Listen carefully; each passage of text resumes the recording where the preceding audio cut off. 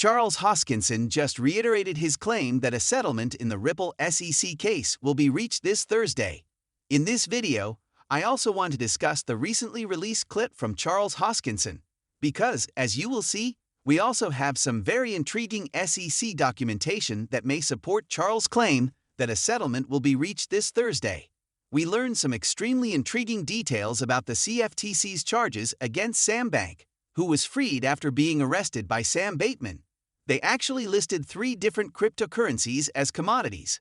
I'll discuss which ones they are in the following paragraphs, along with some extremely bullish news regarding Ripple and XRP from one of the biggest CBDCs in the entire world.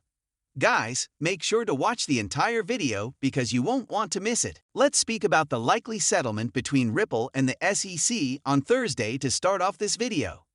Guys, Charles Hoskinson actually doubled down on his idea that he thought there would be a settlement and a Twitter space earlier today. And many people assumed that he was just misrepresenting, or that he was trying to annoy the XRP community by giving them false hope of a settlement. However, this rumor was first spread by Charles Hoskinson. So, before I decide whether or not I believe he is lying, I want to play this clip and review everything he stated. Then, though, I want to show you guys something from the SEC that is quite intriguing and might prove Charles Hoskinson was right all along when he said this. So listen up, boys, and we'll break this down later. Charles, do you have any predictions about the results of the XRP lawsuits? That is a touch off topic, though. But I did say, after hearing from a friend of mine who works in the legal community, that a settlement or decision on the summary judgment might be made on December 15. Before the judge leaves on vacation on the 17th, I believe. If not, it will probably be solved. I don't have any other information though. Simply something I mentioned in an AMA. Because Charles Hoskinson is repeating the notion that the Ripple vs. SEC case would be resolved or granted envious summary judgment on Thursday. Either he believes it or he was told as such. I want to start out by saying that I don't believe there will ever be a summary judgment in this case. And the reason for that is that this matter still requires a few more files from both parties. Therefore, it was impossible for Judge Torres to render a decision until all the various papers were completed. Additionally, she simply hasn't had enough time to withdraw her decision to grant a summary judgment. Therefore, I don't believe that this Thursday's proceedings will actually result in a summary judgment. On the other hand, no, there is unquestionably still a chance that this issue will be resolved on Thursday. We have heard from numerous attorneys that this case may be resolved at any time. Additionally, Jeremy Hogan recently stated that he thinks a settlement is still a possibility. I've already discussed why I believe a settlement of this matter would be advantageous to both sides in numerous videos. The SEC cannot appeal this decision to the Supreme Court, which might take years in the future, which gives Ripple an advantage. Additionally, the SEC has the advantage of portraying this case as a victory despite the fact that Ripple is blowing them out of the water.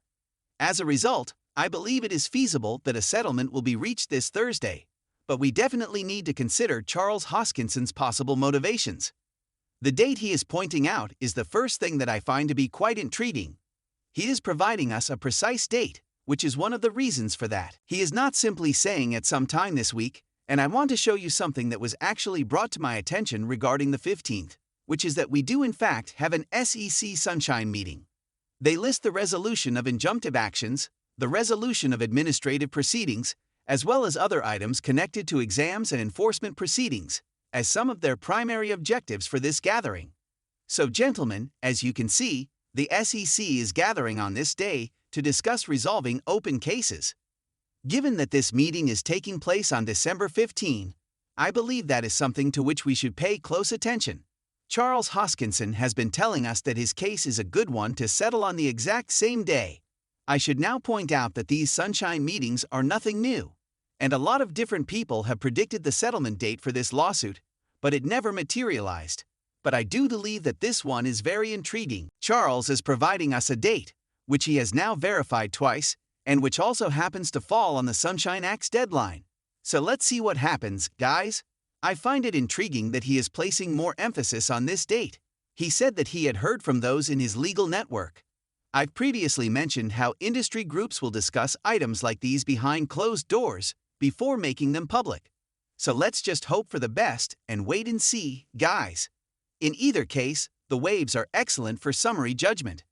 So a settlement is definitely not necessary. But it would be wonderful because it appears the SEC will be under close scrutiny due to FTX, which is one of the reasons the SEC could want to exit the continuing Ripple SEC case as soon as possible. Before FTX finally fell apart, Gary Gensler is said to have had several meetings with Sam Bankman-Fried. And gentlemen, the beat cop does not look good in that situation. And I wanted to draw attention to the fact that the SEC did file a lawsuit against FTX earlier today. But they didn't explicitly claim that FTX was dealing in unlawful securities or that the FTT token was an unlawful security in their lawsuit. Ellen Orteria really claimed that the SEC refrained from taking this action because they feared that classifying the FTT token as a security would make their case more difficult to prove. This prompted my response, and I found it to be quite humorous. Although I said to wait, I believed it to be evident and clear. Hey guys, look at Gary Gensler on his face again. Due to his concern that it would be difficult to establish that the FTT token was a security, Gary Gensler of the SEC decided not to charge Sandbank with securities fraud when it was released. I preferred making simpler charges. This, in my opinion, merely serves to highlight how stupid the claim that everything is clear and transparent is because, if it were, the people who are against her would have no trouble convincing the court that FTT was, in fact, a security. Another acknowledgement that the SEC has essentially been misleading the market comes in the form of this. The good news is that Tom Emmer and other lawmakers have been harshly criticizing Gary Gensler for his behavior. If he doesn't quit the SEC immediately, Gensler will undoubtedly face a lot of pressure from Congress. He is not going to want to do this, in my opinion. It's something I believe he will do all in his power to avoid. We'll have to wait and see which option he chooses. But I believe one way he can prevent this is by clearing his name in as many cases as he can, allowing him to concentrate on straightening out his act about FTX or leaving the SEC. Guys, however, Gary Gensler has placed himself in a very, very terrible position when it comes to cryptocurrency. He will need to clear up some issues to improve his image. He's going to find it very difficult to answer to Congress later on in the year, I suppose. So guys, here are some more newsworthy updates. Sam Bankman was actually left behind by us. Take a look at this because in the CFTC complaint, they really say that Bitcoin, Ethereum, and Tether are all digital commodities. Fried's arrest makes it seem like the CFTC is using this as an opportunity to take some market share away from the SEC. This is actually rather fascinating. I believe that everyone was aware that Ethereum was already a commodity before discussing Bitcoin. This one was sort of intriguing because the CFTC is now reinforcing once more that E is unquestionably a commodity, while the SEC has been attempting to claw their way back and regain control of the conversation. Heather is present though. This one surprised me a little. We'll have to wait and see what happens. But I have a suspicion that the CFTC is trying to label Tether as a commodity so that when it eventually collapses, which I believe it will, and I believe many smart people also believe it will, they will be able to collect all the fines. I definitely wasn't expecting to see Tether listed among the cryptocurrencies that are considered commodities. The fact that it is not simply Bitcoin, which was the market's largest risk, means that something else will happen as long as Bitcoin exists. Guys, this shows that many different cryptocurrencies will rank in the top 10 cryptocurrencies that are considered to be commodities. This demonstrates that the CFTC will contend for significant influence in this market and that the SEC will not win the entire market. And guys, this just gives me more certainty than ever that XRP will be a commodity when all is said and done, and will probably be the benchmark for defining which cryptocurrencies or commodities going forward in the United States.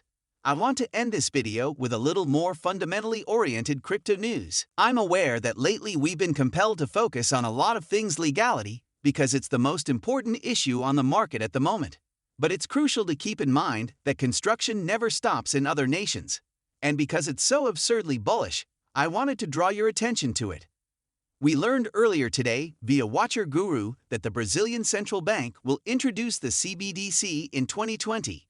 Guys, have a look at this to finish. Speaking of a reliable source, it doesn't get much better than hearing from the Boston Federal Reserve to learn that Brazil is actually directly collaborating with Ripple to create this prototype. Guys, if Brazil uses XRP and Ripple for their CBDC, the United States will have to utilize XRP to communicate with this CBDC once everything is said and done.